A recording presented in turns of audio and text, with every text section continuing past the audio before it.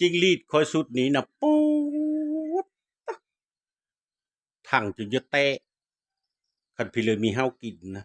สาธุอย่าเฮาถูมันคันหนูขี้เกมมีเฮากินนะสมโคตรนี่ถังแตะตะแท้บัดนี้นะมันกระโพดกระโพดห่ำอยู่สาวกว่าโอ้เอาเว้นสุดนี้นะกดไลค์กดแชร์เขาเด้อกดติดตามเขาพอสองเมยงนะพิมพ์เข้ามาแม่ใหญ่ยงลาวภาษาไทยอยู่หลุมมันมีแม่ใหญ่ยงลาวภาษาลาวโทนั้นละจบเบิ่งแน่สิเจ้าจิ้งหรีดคนนั้นมันก็ถ้าเอาผักกะหล่ำมามันกินถ้ากินได้น้อยๆโอ้โฮแต่บิดมีไปเด้อเจ้านะอันนั้นเหม็นหมดแล้วเขาสิเอาน้ำให้มันกินสิเอาน้ำให้มันกิน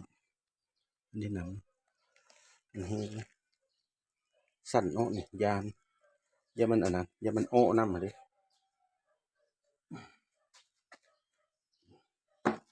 นั่นเด้ตบน้ำนี่ตบน้ำปั่นเก็บออกซะก่อนสิเก็บออกหมดสั่นเอาเด้อบ่สั่นเอามาติดอันนี้นะ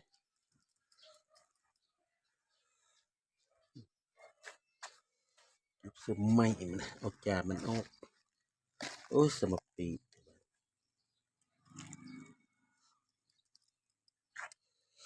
เกิดมันอุดมสมบูรณ์แล้วมันก็เยอะไว้เนี่ยไปเลยไงคือเนี่ยคือไงโอ้ใหญ่ไวเติบเนาะเบิ่งได้หั่นน่ะใหญ่ไวเติบใดมันสิจะไปออกอีเด้ออาหารเกิดไปเลยเพลงพ่อมันก็ใหญ่ไวเถอะสัมเพลอโอ้ยจักละเหมือนจักสอบแล้วสุดนี่ซื้อมาสอบเดียวนะสอบ1 5 0 0 0พุ่นน่ะ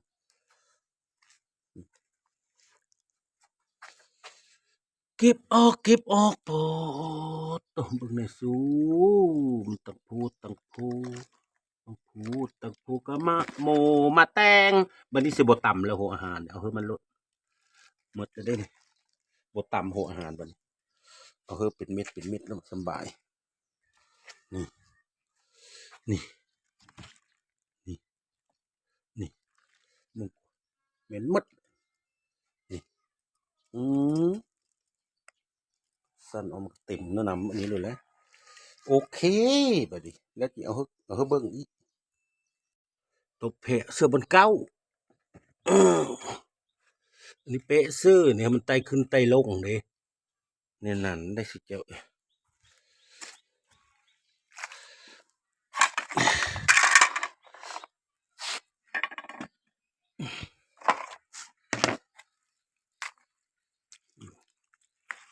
ปันน้ำเอามันยังน้อยมันยันมันตกมันตายนะ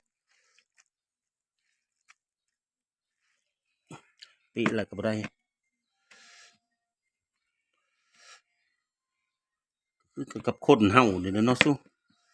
แบบเดียวกับคนเฮามันก็อยากกินน้ำกินในคือเดีอยู่นี่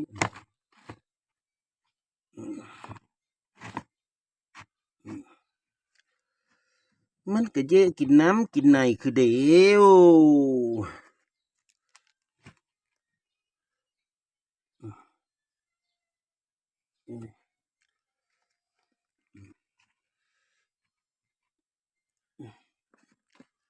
ซื้อมาเนี่ยแต่ซ้ำกินแล้ววะซื้อใหญ่มดเลยน้ำนะแนวนั้นต้องสิเจาะขนมปอมป้อนอันนี้แหละก็พอได้อยู่แกกินกินคือกันเนาะกินได้อันนั้นเด้อสิเจ้าเด้อ